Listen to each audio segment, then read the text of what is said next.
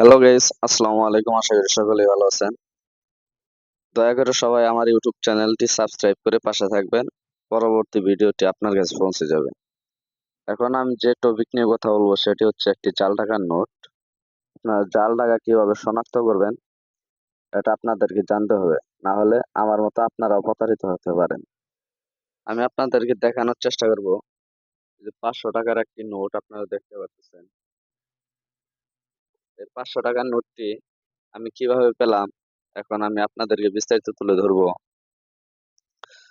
500 টাকার নোটটি মূলত জাল।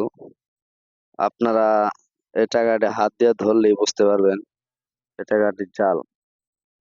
এখন এই টাকাটা আমি কিভাবে পেলাম আপনারা শুনলেই বুঝতে পারবেন। আমি একদিন এক চার দোকান থেকে বেশ কয়েকদিন চা খেয়ে যাই, কিন্তু টাকা দেই না।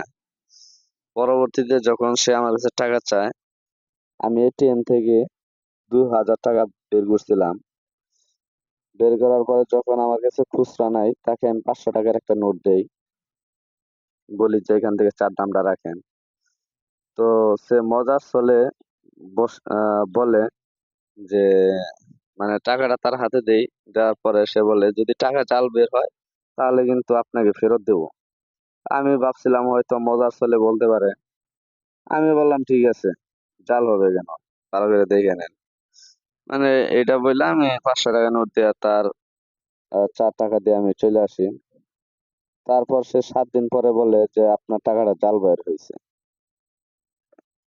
তারপর আমি বললাম যে জাল বের হওয়ার তো কথা না, কারণ আমি টাকাটা এটিএম বুথ থেকে পাইছি। যাই হোক, আমি টাকাটা দেখতে চাইলাম, কিন্তু টাকাটা যখন আমি হাতে নেই তখন আমি বুঝতে পারি যে না, টাকাটা জাল। কিন্তু আমি যখন এটিএম থেকে বের করলাম বা আমি যখন গুনতেছি তখন কিন্তু আমি বুঝতে পারি না যে টাকাটা জাল। তার কারণ হলো আমি টাকা কিন্তু চিনি। মানে যদি আমারই ভুল হয়ে থাকে তাহলে তাহলে তো ভালোই, আমি তাকে টাকা জাল টাকা নিয়ে ভালো টাকা দিয়ে দিছি। আর যদি অন্য কিছু হয়ে থাকে বা আমি প্রতারণা হয়ে থাকি, তাহলে তার বিচার হয়তো কোনো একদিন হবে, দুনিয়ার বুকে না হোক, অন্যখানে হবে।